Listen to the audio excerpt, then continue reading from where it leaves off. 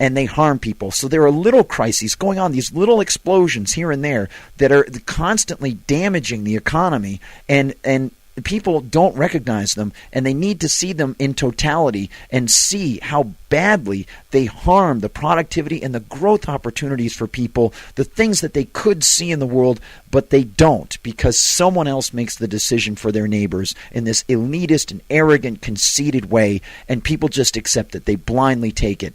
And one more thing, Glenn, that I want to mention to you is, as you mentioned, this crisis, the opportunity for people to see alternatives, as you said, is very difficult. And we can look at that courtroom example as a perfect example. People will say, well, how would you have a justice system if you didn't have the state expropriating and extracting money forcibly against people's will to come up with something and a basic set of laws? And yes, they would have to have some sort of regulations inside the courtroom to make it functional. Well, you could have people voluntarily decide whether they want to be part of a system that is structured in a certain way. And through trial and error in the marketplace, through private arbiters, you will come up with a system that in the marketplace adheres to what people really want. Do they want to have a workable system where there is a camera that can watch people? Is that going to be a popular way to have justice? There you have private markets establishing a justice system that responds to the demands of people rather than arbitrarily throwing it down on people and saying this is going to be the way it is, or saying in a very positive way, well, we're going to have all these great things for you, but then when it actually gets in the functional system, you have a tin pot dictator who's there and says, no, I'm not going to do it that way. That would never work in the marketplace. He'd be gone in a flash. Nobody would pay the guy. And so these sorts of systems would be flushed out if we had a private marketplace. That's the sort of learning that we hope to promote, isn't it, as we give these sorts of stories? Yeah, absolutely. Okay. And as I said, long term, I'm optimistic because I think we're going to have the opportunity to present people with those alternatives. Mm-hmm. The crisis that I'm talking about is a dollar crisis, currency crisis. Yeah. And the problem with what's happening with the dollar is that it's going to cause systemic problems. As you aptly pointed out, every day we see small crises which impede the market's ability to heal itself. The market has to liquidate all this malinvestment that the government has caused, that the Federal Reserve has caused since 1913. Yeah. All this inflation, it has to come out of the system, and the market's not able to do that because the government steps in and intervenes and cripples the market's ability to cope. It can't heal itself. Yes, so now we move beyond regulations to the very foundational underpinnings of an economic system, the monetary system. Exactly. And you're absolutely right. That is where the big crisis is going to come from. Right, and which is a segue into the next story that I have. Ah, very good, Master Magician. Hey, well done. Plan that. Which is actually from Casey Research, Doug Casey, who is a very well-known investment and financial person, and is also like-minded with us politically. And this is called Tax Revenues Tanking. I'm going to read part of it. Oh, is this the one? This is the one you forwarded to me? Yes. Oh, I love this. And Glenn, I hope you don't mind, but I didn't mention you specifically because I wasn't sure whether you wanted it mentioned at the time, but I did post the link at the Liberty Conspiracy site, and people can go over there. Folks, Glenn is the man who supplied this to me, and it's alarming stuff. Absolutely. And this is from the free portion of Casey Research, and it's, like you said, it's alarming, and it's very illuminating onto what I believe is going to happen. Mm-hmm. This article is by David Gallett, who's the managing editor of the Case Report. And he starts by saying, while everyone else has been focused on the bank's stress test and how much government is spending to bail out troubled too big to fail, a disturbing trend on the other side of the equation is now emerging. How much, or rather how little, the U.S. government is receiving in tax revenues. Here's what's going on. In 2007 and 2008, government tax revenues averaged about $633.15 billion per quarter. For the first quarter of 2009, however, the numbers just in tell us the tax receipts totaled only about $442.39 billion, a decline of 30%. Wow. Looking to confirm the trend, we compared the data for April, the big kahuna of tax collection months, to the 2008 average, 2008 average, and found that individual income taxes this year were down 40%. The situation is even worse for corporate income taxes, which were down a stunning 67%.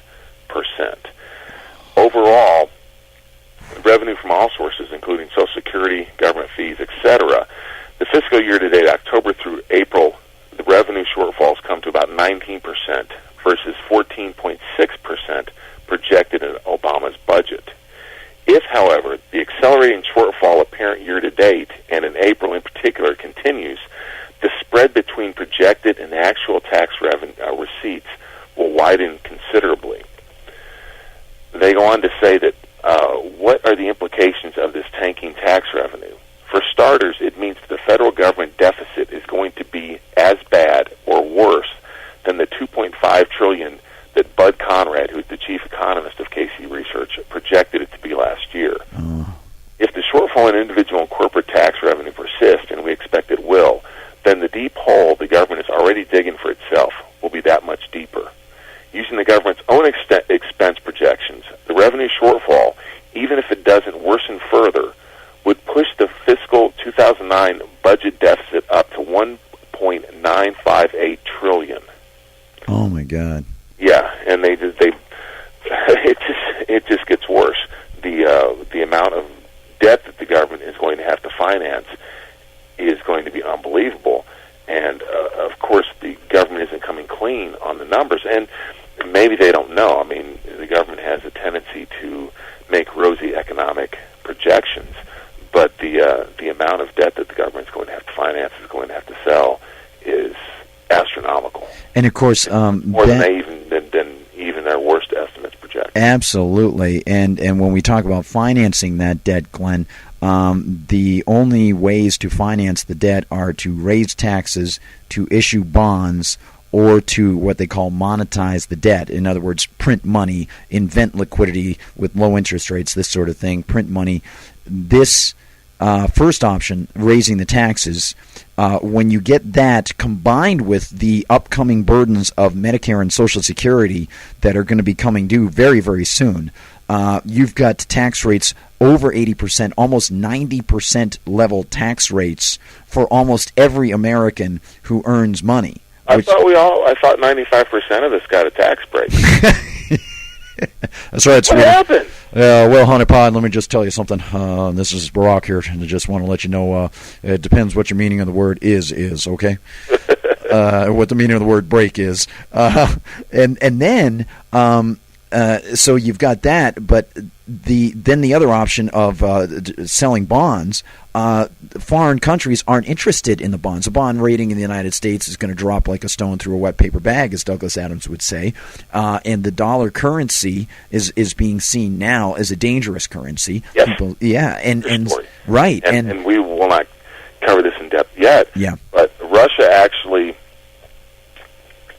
has dropped. I don't know if it was a conscious decision, but they own more euros now than they do dollars, which means that, for all intents and purposes, the euro is the Russians' reserve currency. Wow. Now, Glenn, let's give a quick lesson to people if they're not familiar with why the so-called monetizing of the debt is a terrible, terrible thing. This is the hidden, invisible tax on all of us and the people who come after us for generations that has been going on ever since the creation of the Federal Reserve, and in various ways through other central bank government manipulation of the United States Bank, going back to Alexander Hamilton's time, of increasing the money supply and not allowing a free market money supply based on banks which would be transparent with holds of their own gold, which could issue their own currency based on their reserves that customers would see, and it would retain its value for redemption. We're talking about inflation. We're talking about putting money into the system that is worthless, more money bidding on the goods out there, right? Yeah. And that because price inflation is when you increase the money supply, meaning you print money, essentially. Yeah. There's more dollars chasing the same amount of goods and services, which bids up the price of the goods and services. Yeah, and it's an absolute disaster. And we're looking at a situation of Weimar Germany here, aren't we? Yeah. The money printing that's going on, the deficits that the federal government is running are one, too, for the Keynesian economists is they want to keep interest rates low. That's how they believe that the economy grows, is by going in debt and spending more money. Well, as they issue more and more bonds, interest rates are going to rise. In fact, one of the reason for that article from KC Research was talking about shorting government bonds, because they anticipate a rise in interest rates and long-term interest rates. And that's the last thing that the Fed wants to see. That's the last thing that the federal government wants to see. So what's going to happen is, in order to artificially subdue the rise in interest rates, the Fed is going to be forced to buy more and more bonds. And the way they do that is they hit a button in a computer that puts money into their account, or into the government's account. The money's created out